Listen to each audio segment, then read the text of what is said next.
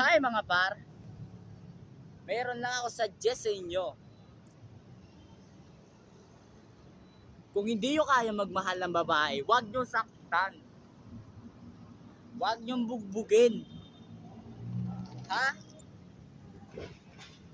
Alam nyo, importante sa atin yung mga babae na yan.